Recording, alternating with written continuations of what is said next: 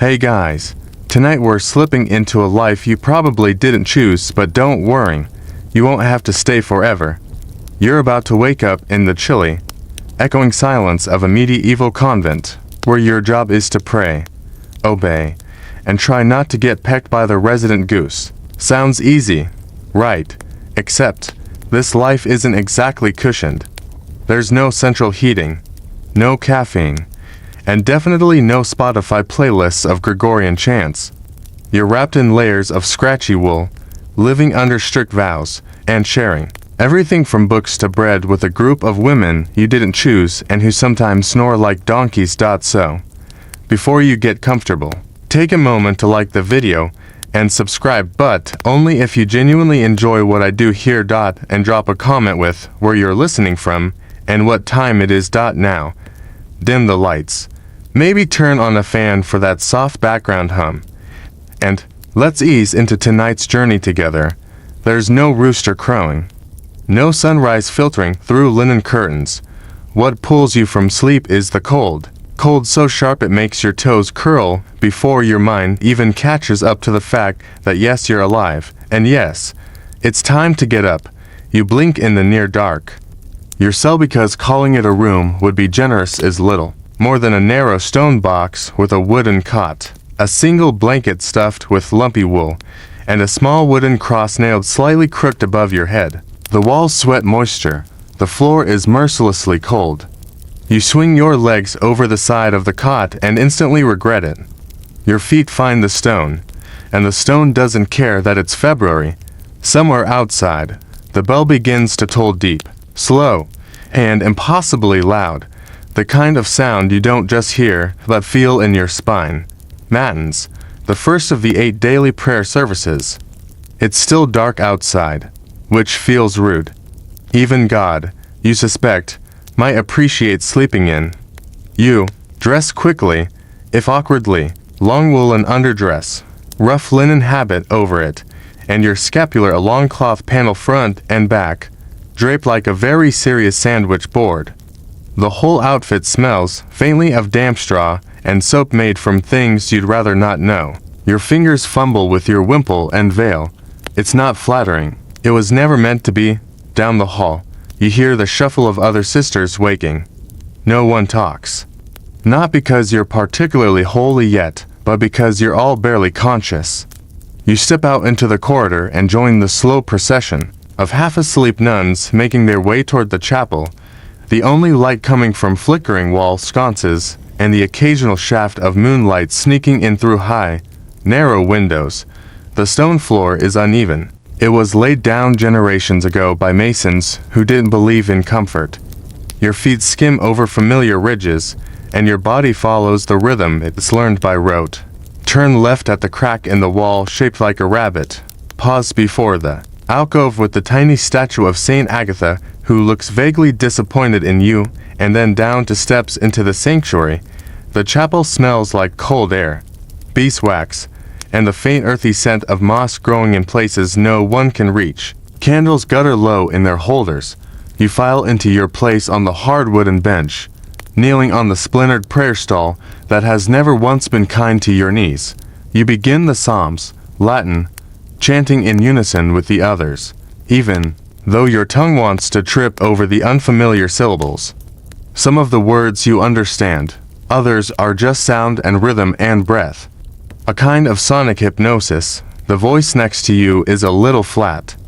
The one behind you is oddly enthusiastic. For this hour, yours hovers somewhere in between, trying not to fall asleep mid-Gloria. Historically, matins could be held anywhere between midnight and dawn, depending on the tradition. No one ever said why it had to be in the darkest, coldest part of the day. Some say it was to imitate the vigil of the apostles. Others claim it was simply a way to carve more time for silence. Historians still wonder if it was secretly a tactic to exhaust the more rebellious nuns into obedience. You shift on your knees. The wood creaks loudly. You pretend it wasn't you. Halfway through the chanting, your mind starts to wander. You glance up at the high, vaulted ceiling. A spider web glints in the candlelight. Impossibly delicate, strung between two beams like it's part of the architecture.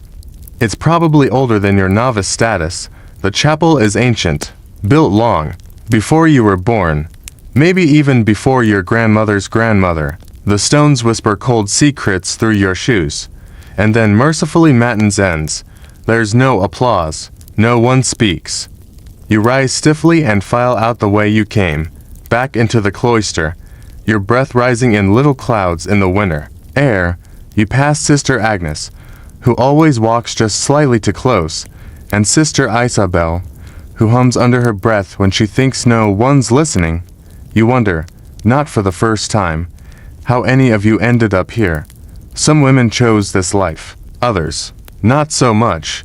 Maybe your family couldn't afford a dowry. Maybe you were the third daughter with no land and too many opinions.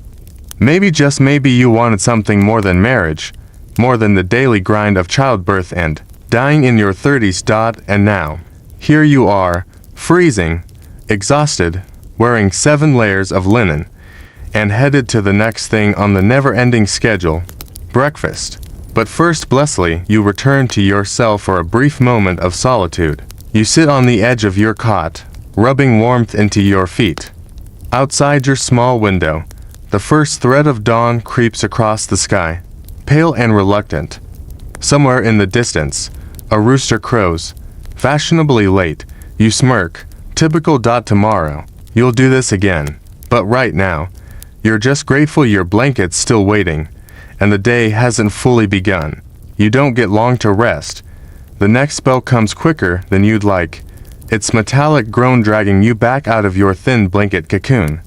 You grumble internally, but your face remains the picture of pious neutrality. That's the trick. Here, never let your expression betray the simmering inner monologue. Time for Laud's prayers at sunrise, which sounds poetic, until you realize that in winter, sunrise comes later. So sometimes Lauds feels like a do-over of matins, just with slightly warmer fingers. You trudge out again, joining the slow-moving river of veiled women as you cross the cloister walk, the air damp and tinged with frost. The stone path beneath your feet glistens in places where the morning dew hasn't fully given up its grip. You clutch your cloak tighter, tucking your hands into your sleeves like a medieval penguin. The chapel is dimmer now. Candles flicker weakly against the pale blush of dawn leaking through stained glass. Lauds begins with a psalm that sounds vaguely more awake than the midnight ones. Your voice is stronger now too. Less frog, more human. There's even a rhythm to the chants, like a heartbeat slowed down for winter. The words roll over you, familiar and strange, sacred and slightly hypnotic. One curious thing about these monastic hours, each one has its own personality. Matins is the bleary-eyed cousin who shows up uninvited. Lauds feels more like a sigh, a stretch, the moment when the body and spirit reluctantly agree to function. There's something sacred in that first mutual concession to the day. Not joy, exactly, more like acceptance. Your gaze drifts during the prayer. You're not supposed to let it. Eyes forward, soul lifted. But your peripheral vision catches Sister Cecilia across the aisle, eyes closed, head bobbing slightly, not in prayerful reverence, but in the gentle rhythm of someone losing a battle with sleep. You smirk without moving your mouth. It's a game everyone plays here. How still can you look while doing absolutely nothing helpful to your eternal soul? The chant reaches a swell. Someone behind you sings slightly off-key but with heartfelt conviction. A sparrow chirps outside the chapel wall, indifferent to all of it. You wonder what it must be like to be a bird with no schedule, no bells, no layered wool garments that trap heat like a personal oven. A historical detail floats too. The surface of your memory, nuns often compose their own chants, unique to their convent. Some are even quite beautiful, written in neumes, the early form of musical notation. It's odd to think of your sisters as composers, not just followers. Quietly subversive, in their own harmonious way, historians still wonder how many of these original songs were lost because they weren't copied by male scribes or considered important enough to preserve. Music written by women for women, echoing only briefly before silence swallowed it. Eventually, the last amen fades into the stone walls, and the sisters rise, their movements rustling like dry leaves. You file out again, the morning light now, more assertive, casting long shadows through the cloister walk. You can hear the soft flap of robes, the scuff of sandals on stone, and one unfortunate sneeze that ricochets off the chapel walls like an exorcism in miniature. Next up, breakfast and silence, the two most conflicting ideas in your life. You enter the refectory, a long, drafty hall with wooden benches that look like they were carved by a man who hated comfort and had unresolved issues with posture.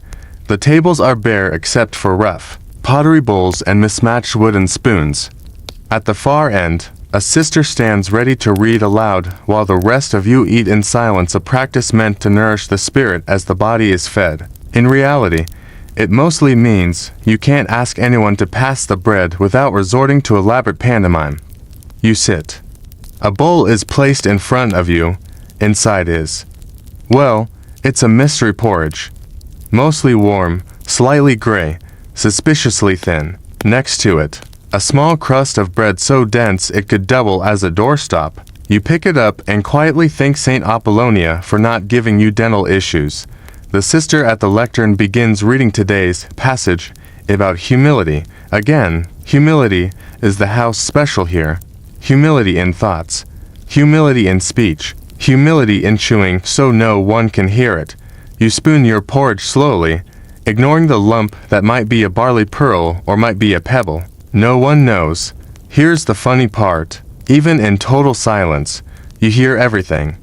The slight scrape of a spoon, the cough to seats down, the shifting weight of someone trying not to fart audibly in a holy place. It's a symphony of tiny rebellions. You glance sideways, catch Sister Beatrice raising one eyebrow at Sister Madeline's aggressive chewing. Beatrice's mouth never moves, but her glare says everything. You almost laugh. Almost. You value your kneecaps too much for the penance that would follow. A widely accepted fact, many convents were self-sustaining, growing their own food, milling their own flour, making cheese, beer, and herbal remedies. Yours isn't fancy, but the vegetable garden does its job, and the chickens contribute exactly 2 moods, egg-laying and vengeance. You finish your bread. It takes time. You do not rush the chewing. Your jaw is getting stronger with every bite, which, you reason, is a kind of spiritual training. Monastic CrossFit. You resist the urge to roll your eyes. You sip what might generously be called broth-thin, salted water with the ghost of a leak passing through. You pretend to enjoy it. It's part of the rule. Still, there's a peculiar comfort in the rhythm of it all. The silent meals, the quiet glances, the warm bowl between your palms. It's not joyful, exactly, but it's familiar. Safe. You're fed. You're not alone. Even if no one is speaking to you, eventually, the reading ends. The abbatial hand lifts, signaling permission to rise. The scrape of benches, the gathering of bowls, the brief flicker of eye contact that says, yes, I too barely survived that meal. You step out into the cloister again, your belly only half full, but your body warmer now. The sun has risen, its light glints off the wet stone and frost-laced grass. A faint mist curls along the edges of the courtyard, as though the earth is still waking up, too. You take a breath and brace yourself, because next up is the scriptorium. And your fingers are already dreading it. You're not entirely sure what part of your soul you're meant to be refining by sitting still and freezing your fingers off, but the scriptorium doesn't leave much room for complaint. That's the whole point. Really. After breakfast, you make your way through a narrow hall lined with uneven stones and damp tapestries that try, and fail, to keep out the draft. The scriptorium is at the southern edge of the convent, where the light is best, at least in theory. Today, the sun is doing its usual medieval thing, mostly sulking behind clouds. Still, some pale rays filter through the long, arched windows, casting a watery glow over the desks, The room smells like ink and candle soot and cold wood. Long benches line the walls, each with a sloped writing desk, a sanded-down inkwell, and a single candle stub that's always threatening to burn out. Mid-sentence, you take your place quietly, adjusting your robes so they don't tangle beneath your feet. You reach for your tools, a quill made from a painstakingly carved goose feather, a pot of thick ink the color of spilled midnight, and the parchment smooth, stretched animal skin that's faintly translucent and disturbingly expensive. No. Pressure. Your job today is to copy a passage from the Psalter, word for word, letter for letter. 1,000 ways to get it wrong, and 1,000 reasons not to? Every smudge, every blotch, every miswritten cue is an offense against the divine, or at least an offense against the abyss, which might be worse. You whisper a silent apology to your stiff knuckles and begin. Scratch, dip, breathe, scratch, dip, breathe. The rhythm is hypnotic. The Latin script curls beneath your hand in neat, rounded lines. Centuries-old letter forms looping into place. Some of them look like the alphabet tried to do a somersault and change its mind halfway through.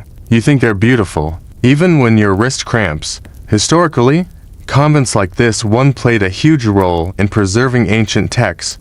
Some nuns became master scribes, known for their precision and artistry. Illuminated manuscripts, those gilded pages with tiny saints peeking out from gold leaf vines, were often the result of years of painstaking effort. Lesser known, some of those margins were also hiding jokes. Tiny rabbits jousting with snails, monks mooning each other, little frogs playing bagpipes. Real, scholarly stuff. You, for the record, would never officially doodle in the margins. You're a serious nun, very devout. Definitely not the sort of person who just inked a tiny smiling duck next to the word Dominus. A low cough interrupts your artistic rebellion. You glance sideways. Sister Claire, 2 desks down, is doing her usual quill flourish routine. Like she's fencing with the paper, her script is beautiful, annoyingly so.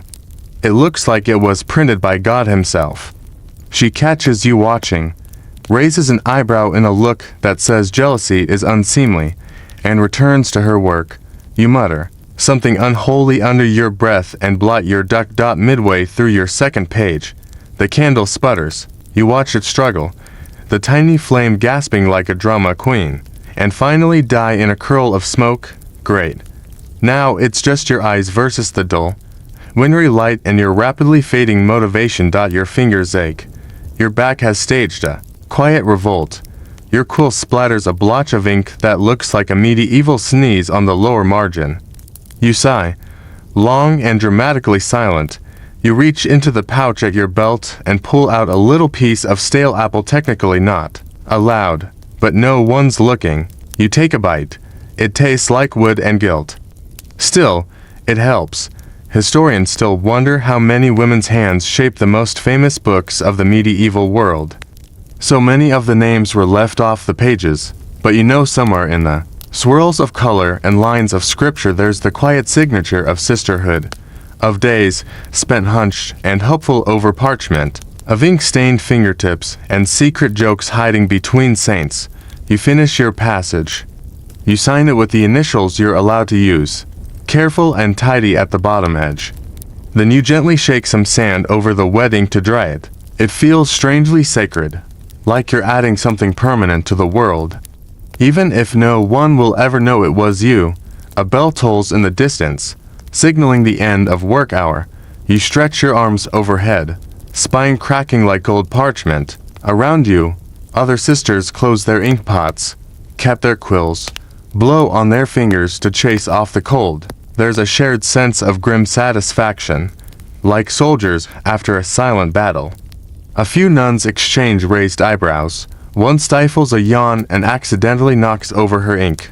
The gasp she lets out echoes through the hall like she just committed a mortal sin, which, in scriptorium terms, she basically has. You stand, brush off your robe, and walk stiffly toward the door. Just before leaving, you look back once at your desk.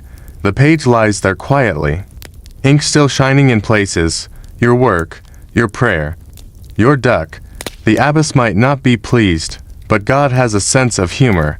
You exit into the courtyard, where the air hits you like a slap made of mist. The sun is trying its best, but the clouds are winning. You rub your hands together and make your way across the cloister, ready to feel your toes again and maybe, just maybe, sneak in a moment of warmth. But your path veers. The abbess waves you toward the gardens.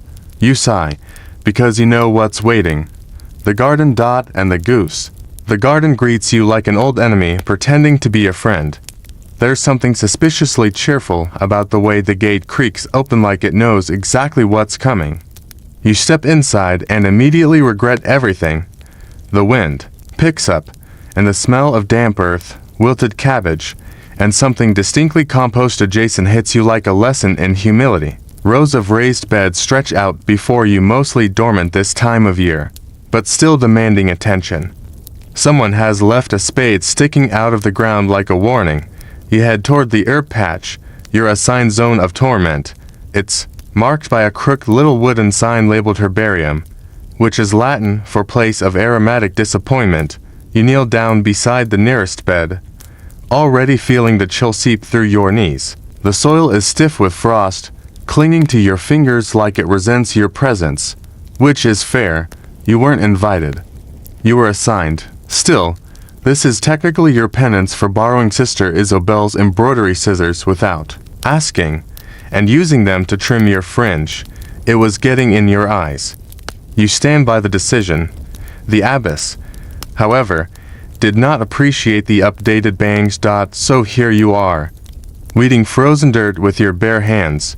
You begin clawing gently at the earth, trying to distinguish between dead but useful and dead and useless. Your breath fogs the air. Your fingertips go numb.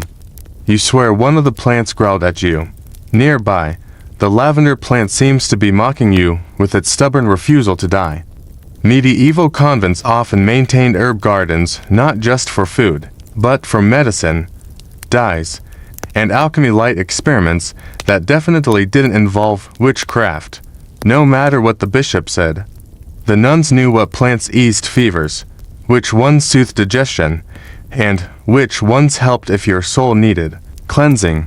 A delicate way of saying you were a little too interested in Brother Thomas from the monastery next door. You tug gently at a root. It resists. You pull harder.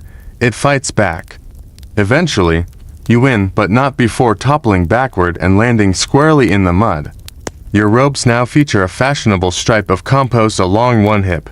You close your eyes and let the cold sink in. That's when you hear it. The soft, rapid thump of webbed feet. You open one eye. It's him. The goose. Technically, he's the convent's guardian animal. Realistically, he's a puffed-up feathered tyrant who's decided you're his lifelong nemesis. He waddles toward you with the confidence of a tax collector and the eyes of a very small demon. You try to ignore him. You resume weeding. He honks. You pretend not to hear. He steps closer, neck craning, gaze fixed directly on your soul. You make the mistake of looking up. He flaps his wings once, a casual threat. You flinch and drop your trowel. Sister Annabel passes by the gate and gives you a sweet, pious smile. Still working on those roots, she calls, as if she doesn't see the feathered warlord advancing on you like a medieval boss battle. You nod. Just enjoying God's creation. The goose lunges. You leap backward, nearly tripping over your own feet, and wave your arms in an unholy dance of defensive flailing. The goose, clearly satisfied with his psychological victory, waddles off toward the compost pile, leaving you in a dignified heap beside the rosemary. Historians still wonder if nuns ever kept geese as pets, or security measures, or if they were just there for the eggs and the occasional intimidation session. But based on current evidence, your goose is not for eggs. He is for judgment. You sigh and pick yourself up, brushing dirt off your habit. There's a distinct smear on your elbow, and your fingers are shaking from the cold. A normal person might take this moment to ask, "Why am I here?" But you already know. You're here because this is what you signed up for, or were pushed into, or wandered into by accident while trying to avoid marriage and the plague. You resume digging, carefully avoiding goose territory. There's a rhythm to it, even in the cold. Dig, pull, discard. Find the root. Trace it back. You start to hum. Under your breath, not a hymn. Not really anything. Just sound to fill the space between thoughts. Your hands find a knot of time, half dead, clinging on. You recognize it. You planted it last spring when the ground was warmer and the goose was less aggressive. You're oddly proud it survived. You glance toward the convent wall, where ivy has started to creep across the stones. A single bird perches on the edge, feathers puffed up against the wind. The world feels very small here. Garden, sky, cold hands. The simplicity borders on sacred. Eventually, the bell rings. You stand slowly, groaning a little. Mud clings to your hem. Your hands are the color of raw turnips. You shake them out and make your way back toward the cloister, where the cold stone suddenly feels less offensive than the icy soil you just crawled through. As you pass the fountain in the courtyard, you catch a glimpse of yourself in the water's surface. Mud on your cheek, wine-tangled hair sticking out from your veil. A slight smile playing on your lips, though you're not sure why. Maybe it's the quiet. Maybe it's the feeling of having done something real, even if it was just yanking frozen weeds. You reach the door to the convent's inner hall and step inside, greeted by the dim warmth of worn stone and burning tallow. And by the one creature who always knows how to time his appearance, the cloister cat. He's sitting directly in the doorway, fat, judgmental, and blocking your path like a feline censor. His eyes narrow as he takes in your filthy robes and wine-chapped face. He flicks his tail. You nod, solemnly. I know. He turns and walks away, deeply unimpressed. You follow, because next comes the midday break, where no one talks, but everyone whispers. The convent has rules, so many rules, but one of the most paradoxical is this: midday is the time of silence and also, somehow, the time of the most intense, whispered conversations in the known universe. You shuffle into the cloister walk, feet squelching slightly with residual garden mud. Your hands are still tingling from the cold, but they've moved past pain and into that mysterious realm of medieval nerve damage that no one talks about. The stone corridor echoes with soft footsteps. Every nun walks with a purpose, but not too quickly. There's an art to looking industrious while not actually being anywhere important. This is the unofficial hour of not quite rest. After work, before prayers, technically reserved for quiet contemplation, reading, or sitting on a bench with your eyes closed and your thoughts firmly fixed on eternity, or at least pretending that's what you're doing. But let's be honest, today, it's about dodging chores, finding a sunlit patch of wall, and maybe catching up on the scandal about Sister Gertrude's mysteriously vanished comb.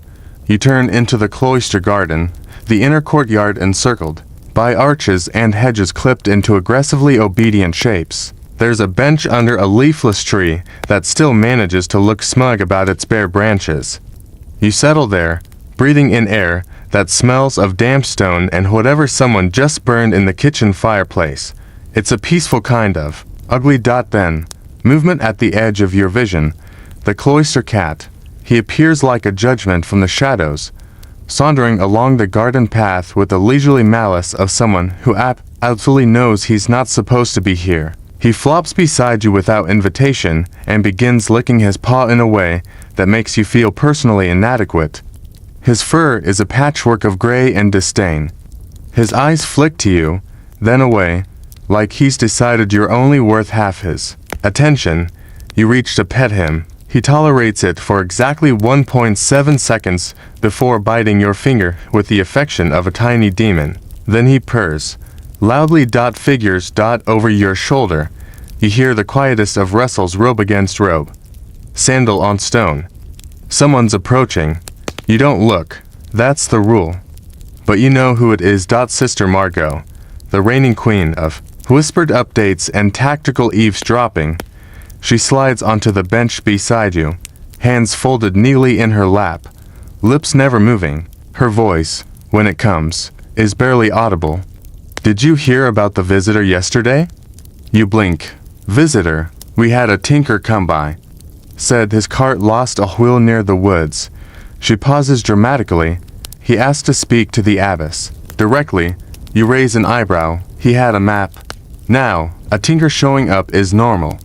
But a tinker with a map, that's practically international espionage. You lean closer, whispering, what kind of map? No one knows. She burned it. Of course she did. The abbess doesn't do mystery. Sister Margot glances side to side, then leans in. Also, Sister Imelda's been moved to the west dormitory. You frown. Why? Margot shrugs. She said the Blessed Virgin told her to braid her sheets into a ladder. Abba said she needs a little more ... space. You both sit in silence. For a beat, the cloister cat yawns like this is old news. There's always something. You think. Always a bit of chaos wrapped in wool robes and holy vows. But the routine, the quiet, it keeps everything held together. A widely accepted historical fact, cloistered life could be intensely social despite its restrictions. Convents were communities of women, sometimes dozens, occasionally hundreds, all living in close quarters for years, often decades. Bonds were formed, alliances, rivalries. Secret dramas over candle assignments or choir placement could last longer than the 100 Years' War.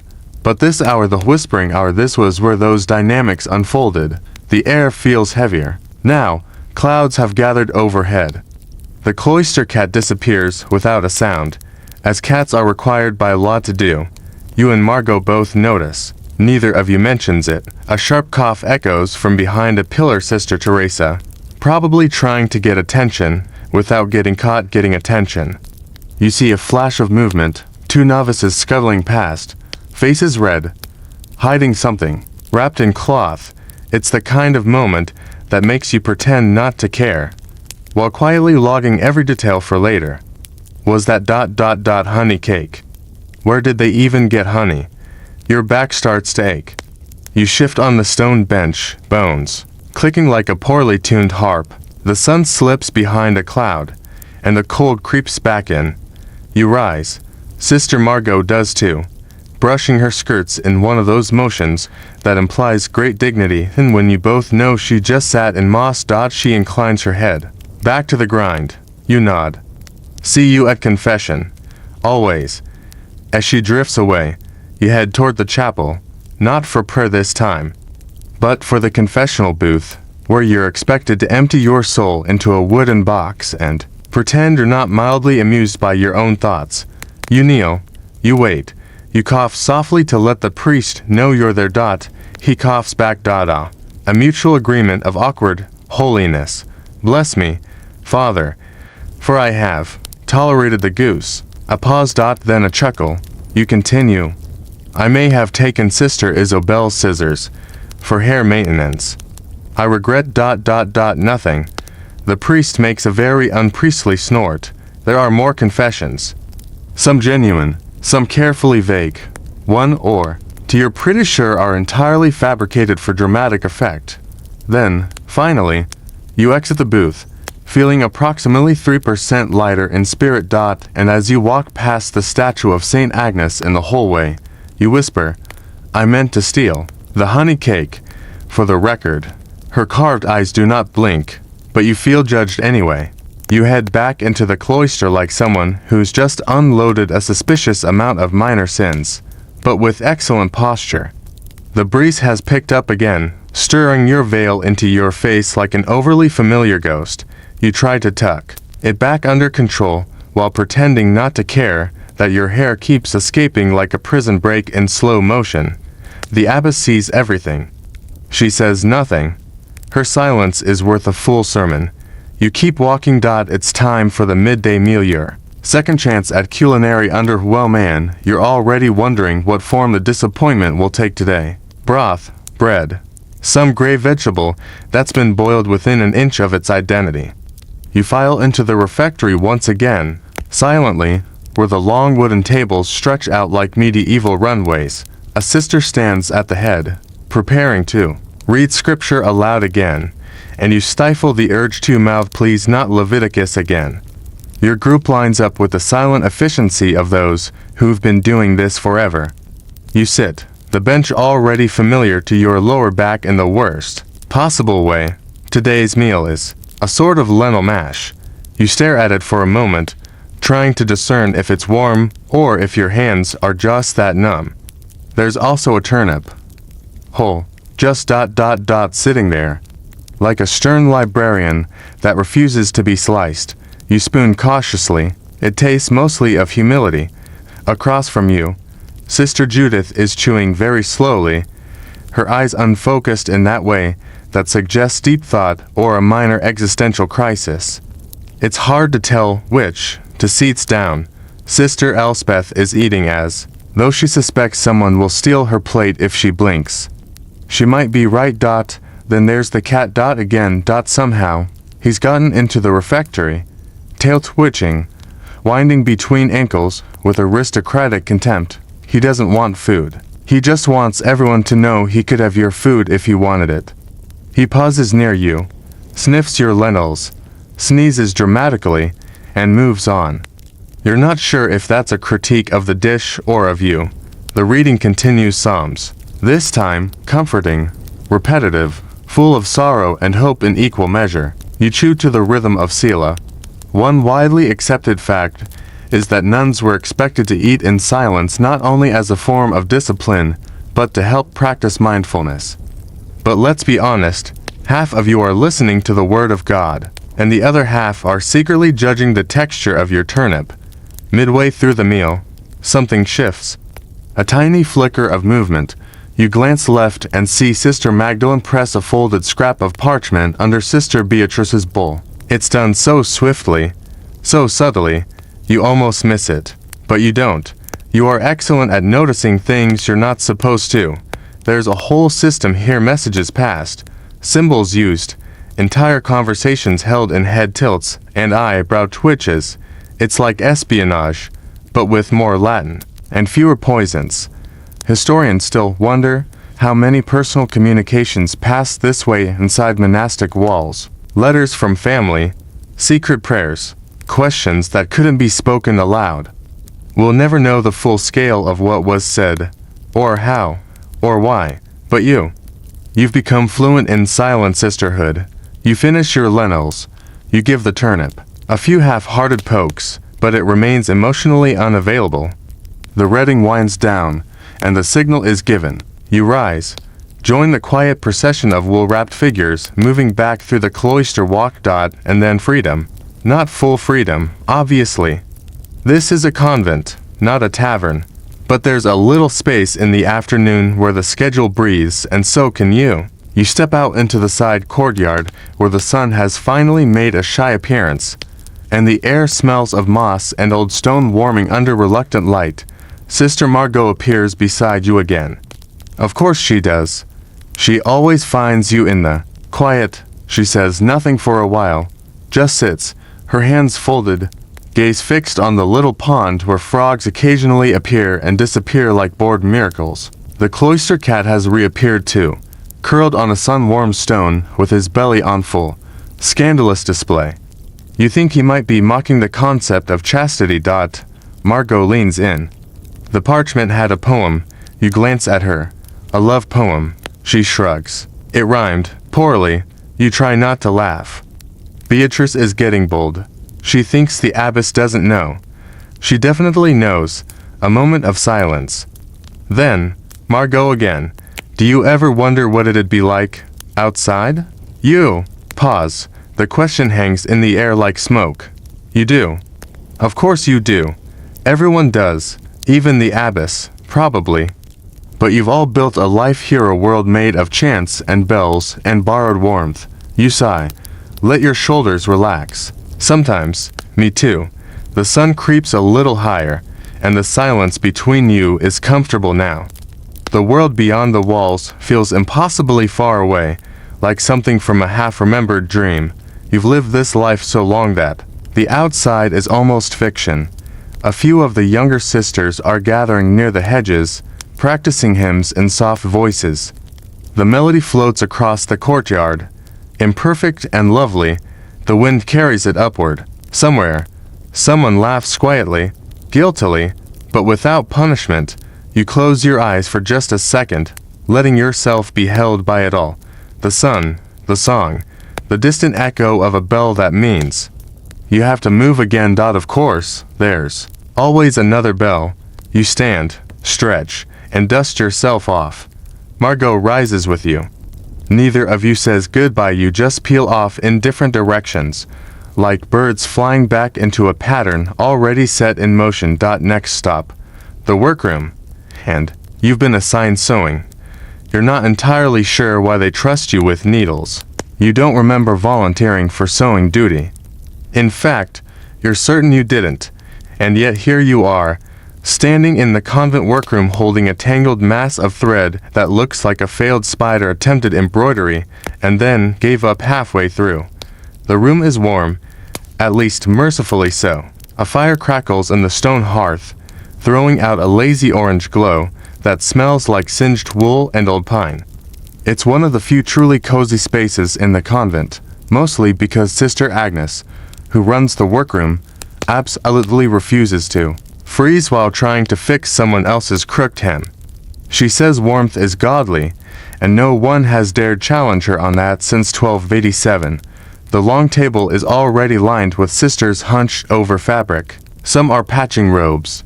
Others are darning socks or hemming veils or trying not to stab themselves out of sheer boredom. You take your place at the end of the bench, between Sister Joan, who sews with military precision, and Sister Winifred, who may or may not have accidentally stitched her sleeve to the table last week. You're handed your assignment, a torn scapular. Of course, you run your fingers along the thick wool, the edge frayed like it had a run-in with something sharp. Possibly the goose. You sigh and pick up your needle. Threading it takes 2 tries and a prayer you probably weren't supposed to mutter under your breath. Then you begin. In, out, pull tight, repeat. It's not glamorous. It's not exciting, but there's something oddly satisfying about it. The stitch has a rhythm. It makes a kind of music, tiny, barely there, pops as the needle slips through the cloth, the whisper of thread tightening, the occasional muttered curse when it snags. The workroom is full of this quiet symphony. You glance up occasionally. Sister Joan, of course, is halfway through an altar cloth that looks like it could enter a medieval embroidery contest and win twice. She doesn't even blink. Her fingers move like she was born holding a needle. You try to imitate her posture. It helps, a little. Sister Winifred, on the other hand, has dropped her needle for the 3rd time and is now using a hairpin out of sheer desperation. You admire her innovation and file it away for your next confession. One widely accepted fact: sewing and textile work were essential parts of convent life. Nuns made and maintained everything: habits, altar cloths, linens, even items for local nobility who paid for the privilege. It wasn't just women's work, it was economic survival. Sometimes entire convents were known for the quality of their embroidery. Some even signed their work with hidden stitches like tiny graffiti made of thread. You're tempted to stitch your initials into the corner of the scapular. Nothing dramatic, just a small, hidden mark. Something that says, I was here, I fixed this. But the abbess has opinions about personalization. And she's got a 6th sense for rebellion that borders on supernatural. So instead, you keep sewing. Plain, neat, obedient. The room stays warm, and your hands begin to thaw. It's one of those rare moments when time doesn't feel like it's marching, it feels like it's sitting beside you, calmly helping you pull your thread straight. Historians still debate whether nuns found joy in this kind of work or simply tolerated it. Some letters suggest a deep pride in craftsmanship. Others hint at frustration. One manuscript margin includes the phrase, "May the next person who tears this hem fall into a puddle," which you believe is the most honest prayer ever recorded. Your scapular is coming along well. You even manage a nearly straight line, which feels like a miracle worthy of documentation. You lean back to stretch your spine, and just in time to hear a soft thump beside you. Sister Winifred has sewn her sleeve to the scapular she was repairing. Again. She lifts her arm, realizes the situation, and turns to you with the deadpan weariness of someone who has accepted her destiny, a cautionary tale. Tell no one, she whispers. You nod solemnly and immediately commit it to memory for later gossip. The fire crackles louder now. Someone tosses on another log. Sparks bloom like tiny stars. The warmth reaches your toes. Finally, and for a fleeting moment, you feel almost content. Then the bell rings. Again. It's not dramatic. Just one clean tone that signals, time to stop pretending you like this. Time to put away the needles before someone loses an eye. Time to transition from sewing back into sanctity. You gather your tools, fold the repaired scapular, and tuck it onto the stack with the others. Your fingers are pricked in 3 places, but none are bleeding too much. You call that a win. As you leave the workroom, you pass Sister Agnes, who gives you a look of approval so slight it could be mistaken for a twitch. It's the most validation you've received all week. The hallway is colder now. The day has shifted. You can feel it in the light longer shadows, a subtle drop in warmth. The sun is preparing to disappear behind the wall, and so are you. Next stop, VESPERS. Evening prayers, and maybe, if you're lucky, a second attempt at actual soup. The air outside smells like wet leaves and extinguished candles. Evening has crept into the cloister like a well-trained cat, quiet, thorough, and slightly judgmental. You wrap your cloak tighter around you as you cross toward the chapel. Vespers waits, the 6th canonical hour. The one that feels least spiritual and most like everyone is simply trying to stay awake without openly yawning. You fall in with the others, your feet matching the rhythm of soft sandals on stone. The chapel glows from within, lit by a warm scatter of candles and a few oil lamps that flicker against the dark wood panels. It's beautiful. In that restrained medieval wake-carved saints with slightly worried expressions, dark beams overhead like ribs from a ship that forgot to sail. You take your seat in the choir stalls, the wood worn to a smooth polish by centuries of devotion and fidgeting. There's a soft creak as everyone settles, and then silence. Not true silence. There's always the occasional cough, the rustle of robes, the one sister whose knees crack loudly every time she kneels, but the kind of silence that feels lived in. The chant begins. Your voice joins the others, a low, steady hum that rises and falls like wind across fields. You're singing in Latin, of course, which means half the words you only vaguely understand, and the other half you're pretty sure just synonyms for Lord have mercy. Still, the melody carries you. It's old, older than this convent, older than the chapel, maybe older than the roof, which still leaks in the north corner despite multiple repairs.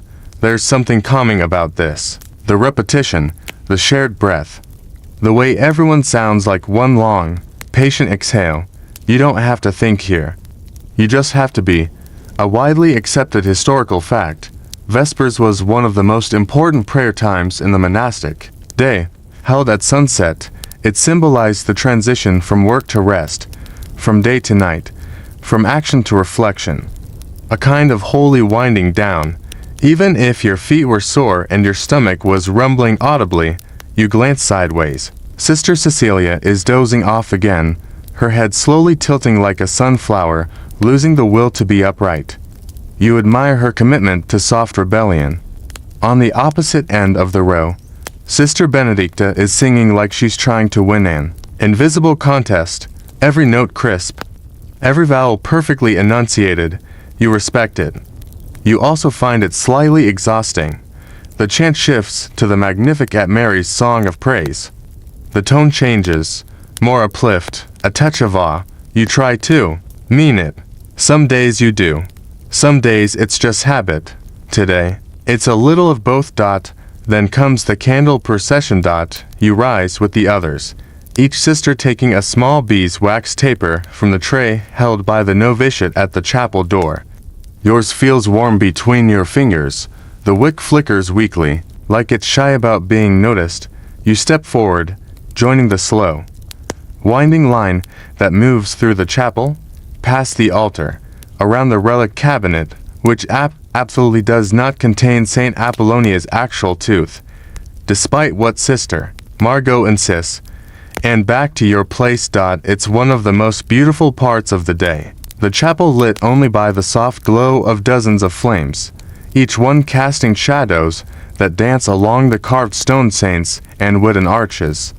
It's not dramatic, it's quiet, gentle, like the whole room is breathing. Historians still wonder how much of monastic life was truly felt as spiritual versus simply performed as duty. Were moments like this real?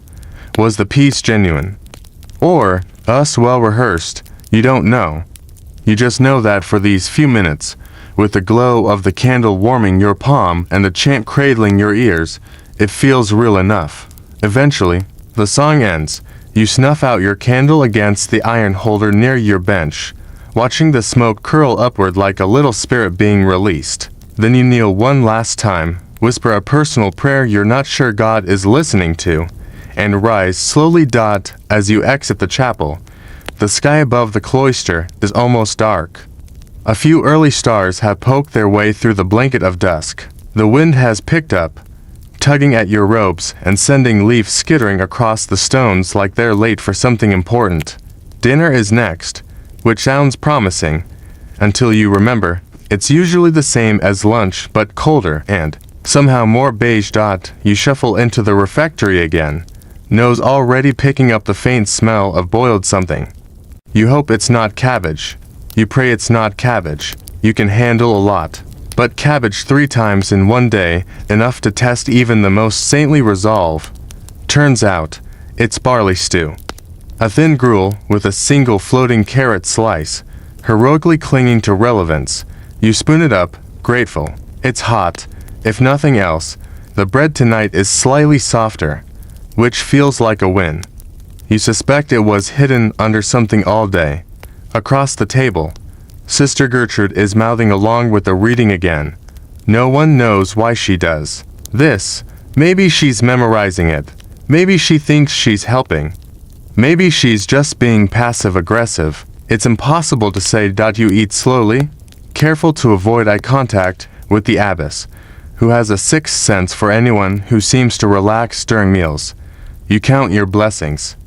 Warm food, dry seat, no visible cabbage, small victories, the reading finishes, another passage about perseverance. Or maybe patience. Honestly, they blend together. You rise with the others, collect your bowl, and file out again, into the darkening corridor. The night air has turned sharp. You can feel it on your cheeks, in the tips of your ears. The moon has risen now, just a sliver, barely there, but casting enough light to paint the cloister in soft silver. You pause for a moment, standing in the middle of the walkway. You close your eyes. Breathe. Listen. The wind through the arches, the creak of old wood, the faint, rhythmic snore of the cloister cat. The world is quiet, and somehow, in all this routine, all this repetition, you've made it to the end of another day. Almost. Because before bed, there's still Compline, the final prayer, the one you whisper on the edge of sleep. Compline is the quietest not just in terms of sound, but in spirit. It's the last candle, the final prayer, the gentle closing of a long, disciplined day.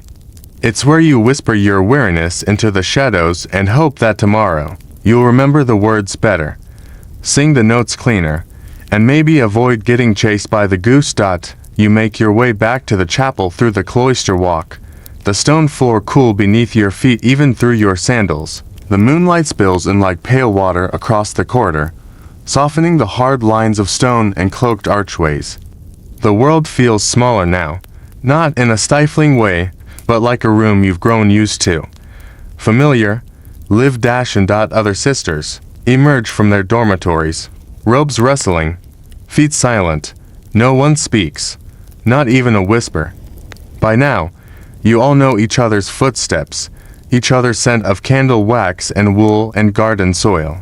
You pass Sister Agnes, whose every footstep seems to align with the divine metronome, and Sister Winifred, who's still occasionally limping from that embroidery needle incident. You give her a subtle nod of solidarity. She responds with a blink that might mean pray for me, or I just remembered I left something on the stove.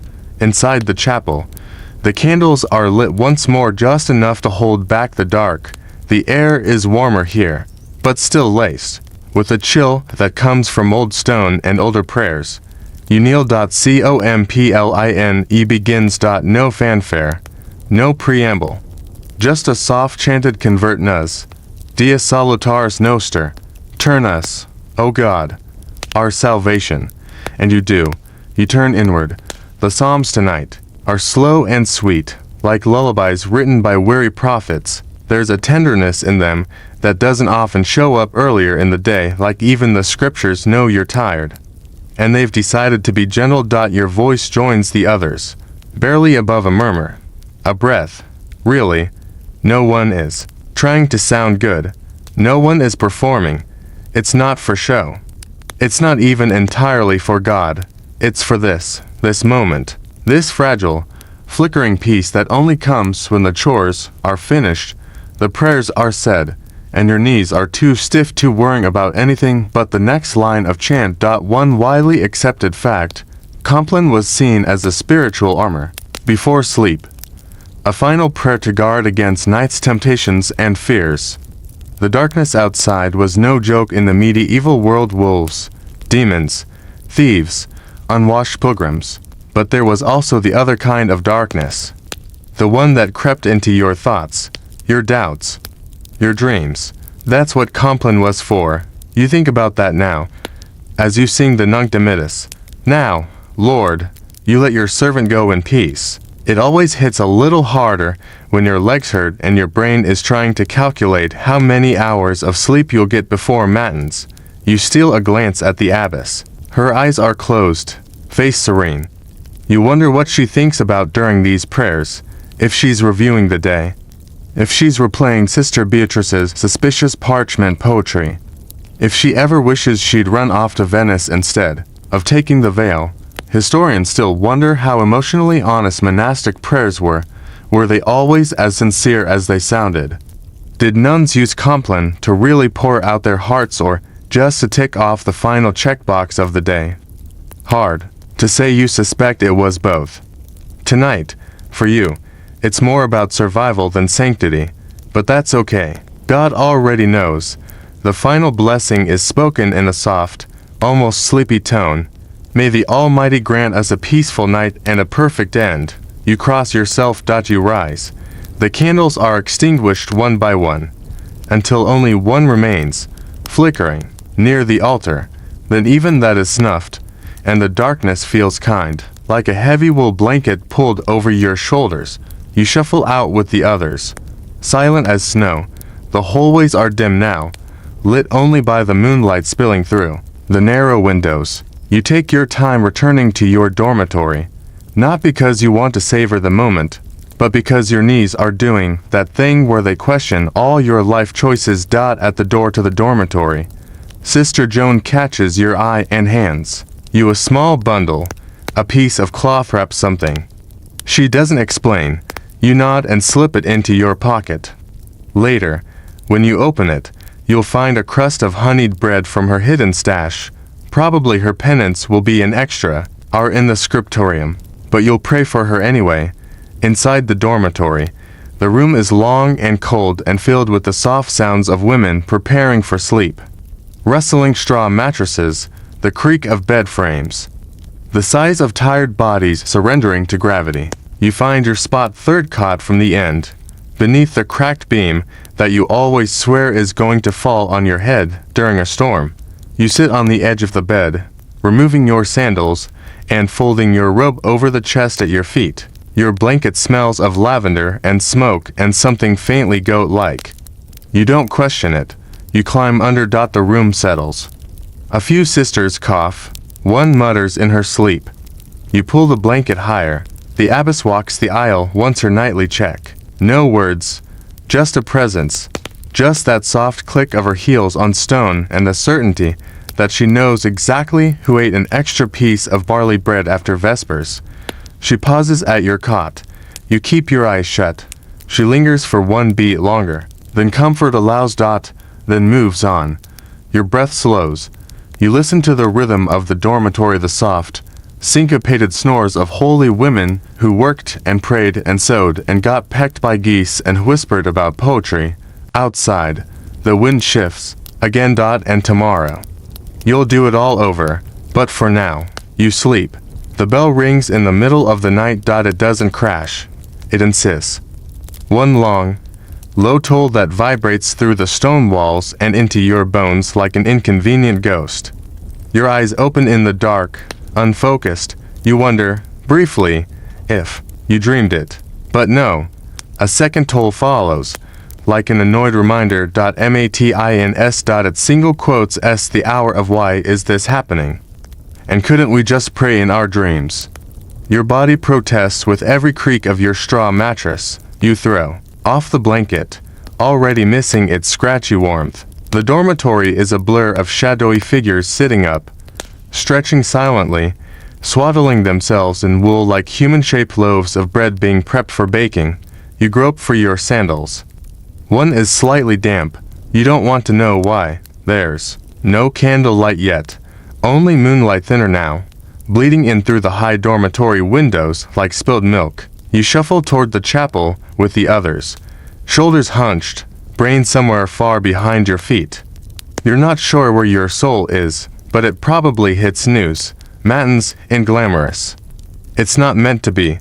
It's the deep night vigil, the time when the world is most still, most uncertain, and you're supposed to wrestle with eternity while trying not to fall asleep in public. The chapel is darker than usual. Just 2 candles this time, flickering on either side of the altar, like very tired eyes. You take your place in the choir stalls and sink to your knees, joints popping in protest. The first psalm begins, sung in that soft monotone that suggests everyone is halfway between devotion and dreaming about You join in. The words flow through you like water, familiar, ancient, mildly hypnotic. The psalter is long, 40 minutes, sometimes more, a test of endurance for both the soul and the spine. And yet, in this deep hour of nothingness, there's something oddly comforting about it. You're too tired to pretend to be pious, which means, in a strange way, you are. A widely accepted fact, Matins was one of the earliest canonical hours developed. In Christian monastic tradition, it signified spiritual vigilance in the face of darkness, a call to remain awake for Christ even as the world slept. Most laypeople, of course, were very much not awake. That's part of what made this feel so special, or at least elite. Exhausting, sure, but spiritually elite. Your voice falters for a moment on a long Latin phrase. Something about deliverance. You swallow it and pick up the next line. Across the choir, Sister Cecilia is definitely nodding off again, her head bobbing like a chicken, politely disagreeing with theology. Sister Benedicta nudges her with the practiced precision of someone who's done this too many times. And still, the chant goes on.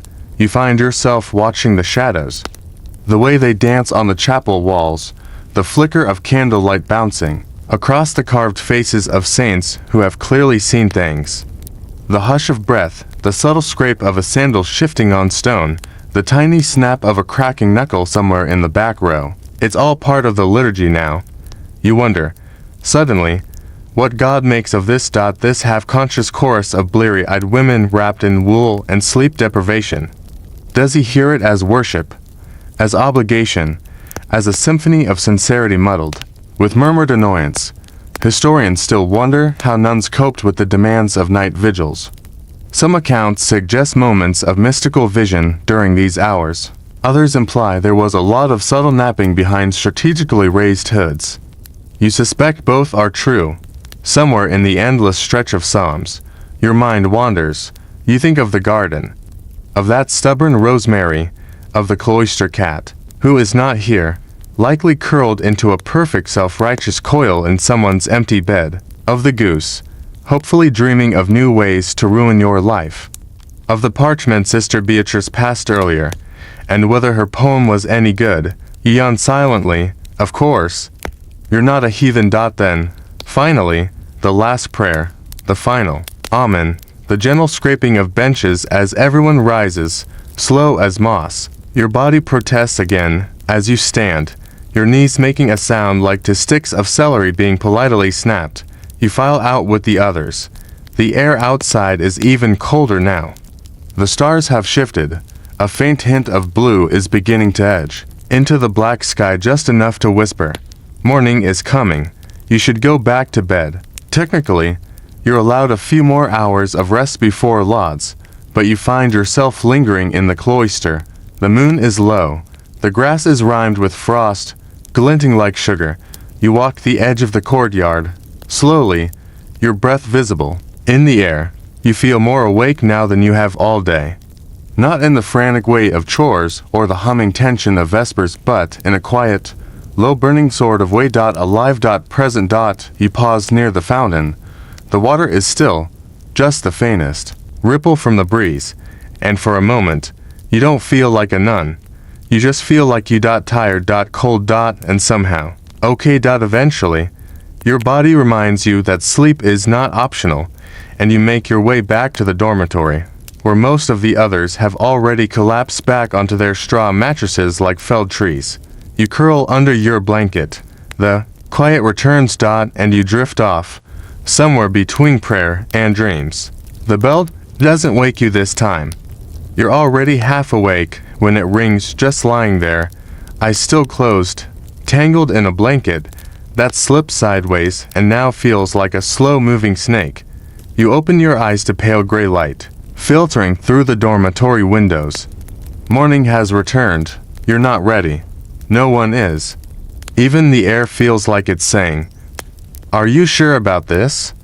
But this is Lauds, the morning prayer, the celebration of light, the spiritual equivalent of splashing cold water on your face and pretending you love Mondays. You rise, groaning like an elderly cupboard. Around you, the other sisters move with the familiar inertia of people who've done this too many times to feel any dramatic emotion about it. You exchange nods and blank stares. It's a language. You dress. Your robe is still slightly damp at the hem from yesterday's garden work. You don't question it. You just accept it, like a true medieval spiritual warrior. Out into the corridor. The sun is technically up, but barely. The cloister glows with that silvery pre-dawn light that makes everything look both holy and vaguely haunted. You wrap your arms around yourself and walk. In the chapel.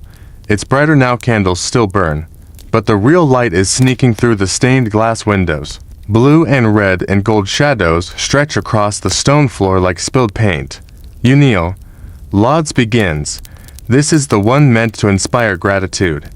Fresh starts, the glory of creation. It's about newness, even if your back feels like someone poured vinegar into your spine overnight. The Psalms this time are more upbeat, at least by medieval standards. They still contain a fair amount of "smite our enemies and deliver us from despair." But they've also got birds. Singing birds, and metaphorical do. You do your best to sound enthusiastic. You even manage to hit a few of the higher notes without sounding like a goose in distress.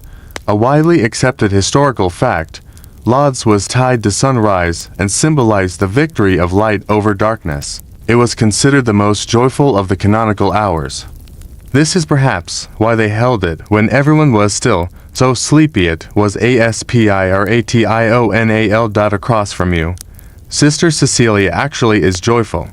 Her face glows in the stained glass light, eyes half closed, smiling faintly. You're not sure if it's divine ecstasy or just the result of getting 3 consecutive hours of sleep. Either way, you admire it. The final hymn drifts upward, soft and a little off-key. And then, silence. You file out again, rubbing warmth back into your fingers. The sky is properly awake now. Patches of blue are emerging behind the retreating clouds. Somewhere in the courtyard, the cloister cat yawns so dramatically it echoes. You're technically supposed to go straight to chapter meeting next, the daily review of spiritual progress and logistical complaints, but you detour for a minute. Too. The garden. The rosemary is still holding on. That goose is nowhere in sight. You inhale deeply, letting the scent settle in your chest. The world smells damp and herbal and old, but not in a bad way. Just lived in. You hear footsteps behind you. It's Sister Margot. She stands beside you in silence for a long moment. Then, Abba says we're low on wax again. You blink. Again, she nods. Someone's been taking extra candles for night reading. You arch an eyebrow. Beatrice, she says, it's for illuminating the truth. You snort. Is that a euphemism for writing poems about the kitchen boy? Margot shrugs. Could be a pause. Then, did you hear about the abbess's slipper? You turn to her. Apparently, this is the latest scandal. The abbess misplaced one of her leather slippers. It's been missing since matins. There is now an unofficial search party. Sister Joan reportedly found a trail of goat hairs near the vestry, which raises more questions than it answers. You suppress a laugh as you return toward the cloister. This place, this rhythm, it's ridiculous and rigid, and sometimes mind-numbing, but it also has its own kind of charm, like a symphony made entirely of awkward instruments that somehow still plays a tune. You arrive at chapter room. The sisters are already gathered, seated in a circle like the world's least exciting secret society.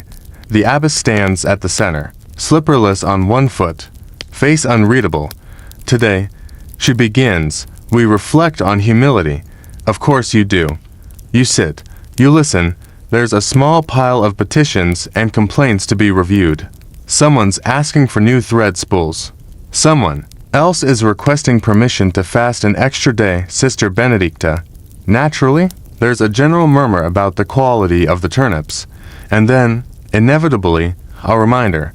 Someone must clean the chapter house stairwell today. Everyone immediately looks more fascinated by the floor than they've ever been. Your name is called. Of course it is. Historians still debate how much say nuns had in the running of their communities. Some abbesses were absolute rulers. Others encouraged democratic discussion. But across most orders, the chapter meeting was a rare space for structured conversation, decisions, and, occasionally, emotional chaos wrapped in polite phrases. The meeting winds down. You're dismissed. Back into the sunlight. It's warmer now. You walk slowly, savoring the few quiet minutes between the obligatory spiritual reflection and the impending stairwell scrubbing. Sister Margot catches up again.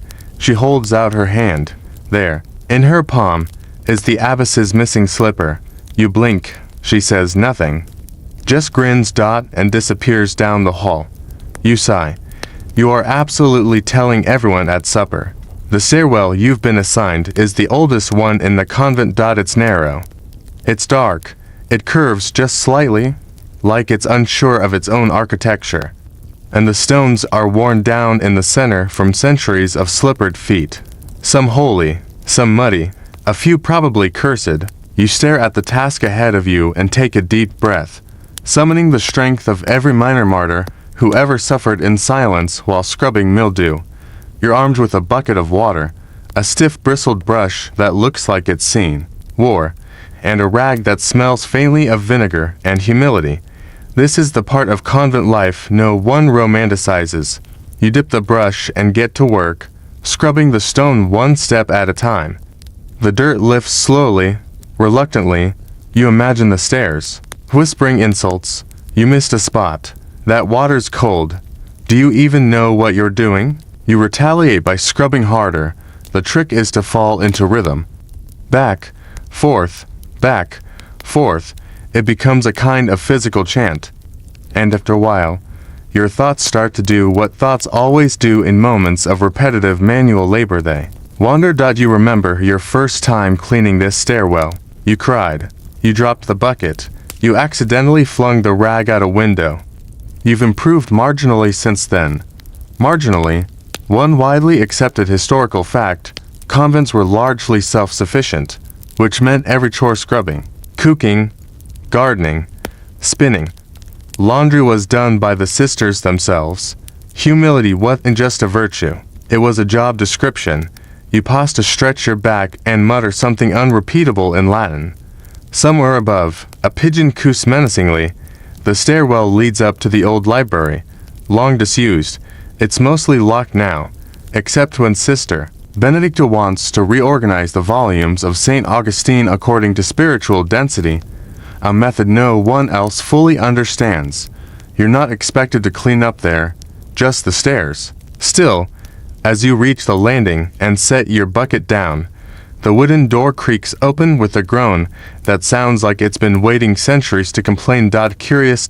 You peek in. Dust hangs in the air like a physical presence. The smell is overwhelming. Old paper, wax, and time. Shelves groan under the weight of leather-bound manuscripts. Some are so ancient their spines have collapsed like tired knees. You take one cautious step inside. The floorboards creak. Another step. The room doesn't collapse. Encouraging. Historians still wonder what secrets lie in the less accessed corners of medieval convent libraries. Women in these institutions were often literate when few others were. Some became accomplished writers, translators, and even philosophers. Others, more mischievously, left behind marginalia tiny doodles of dragons, or poetry that started pious and ended suspiciously flirtatious. You spot a book left open on a lectern. The page is thick vellum, the ink slightly faded, but the handwriting is shockingly neat. You squint. It's a list, an inventory, or maybe a recipe. Hard to say. There's a note in the margin. This may not heal the body, but it helps the spirit. Next to it, a drawing of what you think might be a carrot wearing a halo. You smile. Then, you hear footsteps behind you. You whirl. It's the ABBESS. Of course it is. She looks at you, at the bucket, at the open book. At you again. You freeze, caught somewhere between guilt and the deep desire to disappear behind a tapestry and never return. Then, miraculously, she says. You missed a step, and walks away. You exhale so hard your lungs deflate. You close the book. Gently, reverently. You're not entirely sure you didn't just read a sacred text about holy vegetables, but you're going to let that mystery rest for now. Back to the stairwell. You resume scrubbing. The steps are stubborn, but you're more stubborn. You develop a personal vendetta against a particularly moldy patch near the bottom landing. Eventually, it gives in. You whisper a prayer of smug satisfaction. You wring out your rag. Your knees hurt. Your hands ache.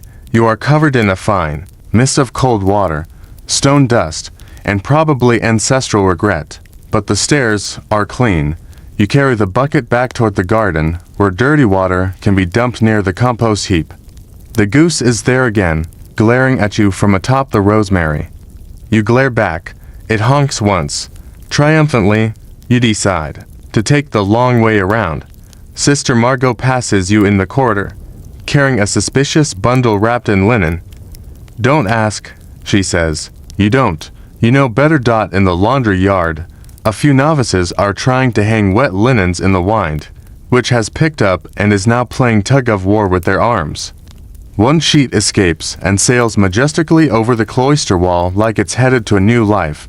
You dump the water, rinse the bucket, return the rag to the storeroom, where it joins a sad pile of other, equally traumatized cleaning tools. You're done. For now, you head back inside, where the air is warmer and smells faintly of herbs and freshly baked something. That's right, today is baking day, which means a rare treat, the possibility of actual bread that isn't older than the abyss. You follow the scent, already picturing it, golden crust, soft middle, maybe even a hint of honey. You pass Sister Agnes carrying a tray of loaves so beautiful they deserve to be painted. In the refectory. You sit down early, no shame. A few others drift in, also clearly lured by carbohydrate hope. Supper will be served soon, and with it, the brief miracle of warm food and quiet company. You fold your hands, and you wait. Supper arrives with the slow, solemn procession of a sacred rite. A line of sisters carries in the trays wooden, heavy, and steaming faintly. The scent alone makes your stomach leap like it hasn't been fed since the Crusades. Warm bread, lentil pottage, and could it be, a sliver of soft cheese, as white and rare as a summer snow. You glance at the sister to your left and she's already mouthing a quiet thanks be to God like she just saw a vision. You agree wholeheartedly, there are miracles, and then, there's dairy. Everyone finds their place at the long wooden tables. You take your usual seat, third from the end, across from Sister Beatrice, who is smiling a little too knowingly, and beside Sister Winifred, who still looks mildly haunted by the embroidery incident from 2 days ago. As always, no one speaks at first. The reader begins, standing by the lectern in the corner. Today's reading is from the Rule of Saint Benedict, which feels appropriate and mildly threatening. It's all about moderation, humility, and not stealing extra loaves of bread even. If you're really sure you're hungrier than everyone else, you listen while breaking your bread open. It's soft, still warm. The steam curls into the air like incense made of comfort. You dip a piece into the pottage, trying not to look euphoric. You fail. One widely accepted fact: mealtime in medieval convents was silent, except for the appointed reader. It was a time for both nourishment and meditation, though it's debatable whether anyone could truly meditate while chewing barley for the 10th day in a row. Still, the rule was clear: feed the body without distracting the soul. You chew slowly. There's something grounding about this meal: simple food, quiet company, the hum of Latin prose in the background. The table creaks softly as sisters shift in their seats, robes rustling like dry leaves. Beatrice passes you a note under the table. You don't look at it right away. That's part of the ritual. You wait a few bites. Then, casually, you unfold it in your lap. It's a tiny poem, written in hurried script. Bread is broken, lentils plain, but still I feast on thoughts again. If prayers were meals, and dreams were wine, I dine in visions most divine. You glance up. She raises her eyebrows as if to say, too much. You raise yours in return. When are they not? Historians still wonder how widespread literary expression was among nuns. Some communities encouraged it, seeing writing as a holy act. Others tightly restricted any form of creative self-expression. But poems like Beatrice's, simple, secret, silly, somehow survived.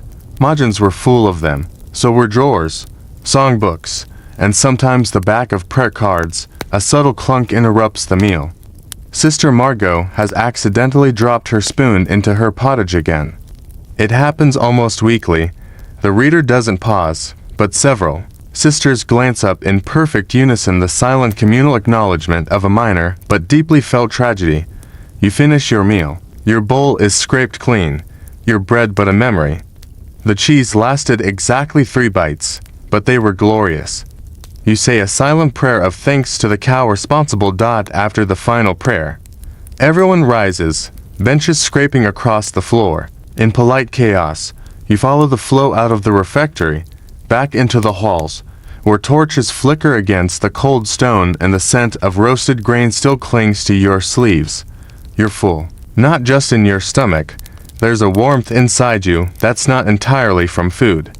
It's from rhythm, from shared silence, from the weird, unspoken camaraderie of people who spend their lives together trying to be good, or at least slightly better than yesterday. Outside, the sky is dark again. The moon is back higher now, more assured.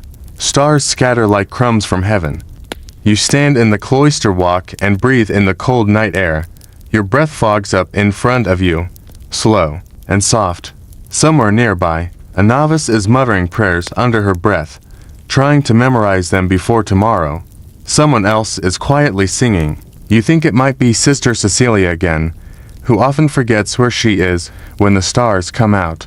You lean against the stone pillar, tracing a groove worn deep by years of hands like yours. This place is old, older than most of its people, older than most of its problems, and it will likely still be here long after your sandals fall apart and your poems are forgotten. And somehow, that comforts you, not because you're unimportant, but because you're part of something bigger. A thread in a tapestry, a step in a well-worn stairwell, a voice in a chorus of 1,000 mornings and nights. You head back inside. The dormitory is dim again. Blankets rustle, Candles flicker. The air is warm and still and smells faintly of beeswax and lavender sachets tucked into bedding. You move slowly, reverently. There's no need to rush now. Sister Winifred is already in bed. She's snoring gently. Beatrice is still scribbling by the window, hiding her ink bottle behind a potted basil plant. You slip beneath your blanket. Your bones ache, but in that good way, like you used them. You feel like you've earned rest tonight. The convent is settling again. The abbess walks the aisle once more. This time, she wears both slippers. Progress. She nods at you as she passes. You nod back. It's the closest thing to affection she's allowed. Your eyes close. Tomorrow will begin again, with the same rhythm, the same noise, the same goose-related risks, but for now. You sleep. And the stars keep watch. You dream lightly, just enough to blur the edge between sleep and wakefulness. A sound stirs you, a quiet clang far off, perhaps a dropped pail or a clumsy novice. Then silence again. You blink into the darkness, unsure whether it was real or just your dream trying to make things dramatic. Still, you rise. Carefully, quietly, the dormitory is sleeping around you, soft snoring, deep breathing, the occasional creak of a bed frame surrendering to time. You wrap your cloak over your shoulders, tug it tighter, and slip out into the hall. You're not sneaking out. You're just walking. Sometimes, even in a life built on schedule and silence, your soul wants something slightly unscripted. You pass the chapel, dark now. The embers from the evening candles have gone cold. Their smell still lingers, sweet wax, scorched wick, memory. You pause outside, resting your hand on the wooden door. The surface is grooved where generations of palms have touched it. You add yours, just for a moment. And then you keep walking. The moonlight spills through the windows like ghost water, shimmering on the stone floors, puddling beneath the arches. The cloistered garden is silent except for a few nocturnal rustlings, probably mice, possibly ghosts, hopefully not the goose. You step into the garden. It's cold, but peaceful. The rosemary glints silver in the moonlight. The raised beds are quiet, sleeping under frost. The cloistered cat is curled on a windowsill, one paw over its nose like it's hiding from responsibility. You sit on the low stone bench beneath a pear tree. And you breathe. This is a stolen moment, unscheduled, undocumented. Just you and the cold air and the stars. One widely accepted fact, though monastic life was built on order, there was always room for contemplation, private, unsupervised, unscripted moments, time set aside not just for structured prayers, but for feeling, doubting, wondering. Some called it vigil. Others just called it being human. You look up. The sky is a dark velvet cloth stretched wide. Stars prick it open like needle points. The moon hangs lower now, like it's tired too? You wonder, idly, if the abbess ever comes out here like this. If she sits on this bench when no one's watching. If she breathes like this, thinks like this. You don't feel rebellious. You feel quiet. Still. Present. And for a moment, it feels okay to not be perfect. To not have prayed every psalm with intention. To not have remembered every name in the litany. To have sighed at the turnips. To have been mildly petty about Sister Benedicta's 5-point sermon on modest sock-darning. Historians still wonder what inner lives were truly like in monasteries and convents. There are journals, letters, margin notes, but the day-to-day emotional terrain remains hazy. Did these women feel contentment? Did they wrestle with purpose? Did they sneak out into the garden in the middle of the night just to sit under a pear tree and think about nothing? You'd like to think so. You sit there a while, long enough for the wine to shift, long enough for the silence to feel full instead of empty. Eventually, you rise. Your knees complain. Your joints pop like overcooked barley, but you feel lighter. The convent is sleeping when you return. You slip through the halls like a shadow wearing sandals, back into the dormitory, where the soft breath of 30 sleeping sisters fills the room like a lullaby for ghosts. You crawl beneath your blanket. The straw mattress creaks. The basil plant on Beatrice's window sill rustles faintly, possibly whispering poetry to itself, and you close your eyes again. This time, the sleep comes easier, because sometimes you just need a moment to be. Not to pray, not to sing. Not to scrub stairs, or count lentils, or dodge geese. Just to be. And the night understands. It welcomes you back. The morning bell rings again. And this time, it feels different. Not because you're less tired, you're still profoundly tired, but because this day has the peculiar scent of an ending. Or at least a pause, a breath between chapters. You stretch. Beneath the blanket before sitting up, the dormitory glows with soft daylight, filtered through glass that's slightly warped with age. It casts rippling patterns on the walls like slow-moving water. Around you, sisters rise and gather their robes with the usual gentle rustle of wool and linen. You move more slowly this morning, savoring the familiar ritual, sandals on, belt tied, cloak draped over shoulders like a sleepy knight heading into prayer instead of battle. You step into the corridor, and the cold stone greets you with the same quiet indifference it shows every day. But you're beginning to appreciate that about it, the consistency, the low hum of monastic life, always moving, always circling back. You take your place in chapel. Lauds begins again, and so do you. The hymns feel warmer now, less like a duty and more like a conversation. You don't try to sound perfect. You just sing. Somewhere along the way, you stopped worrying about whether the notes were right. Now, they simply are. One widely accepted fact, the canonical hours shaped every day in the monastery, creating a rhythm more reliable than any clock. And within that rhythm, something subtle happened. Individuals became part of a collective breath, a shared heart, pulsing through psalms, silences, and whispered prayers. After lauds, there's a change in routine. The abbess makes a small announcement. Today, you are permitted a longer walk outside the cloister.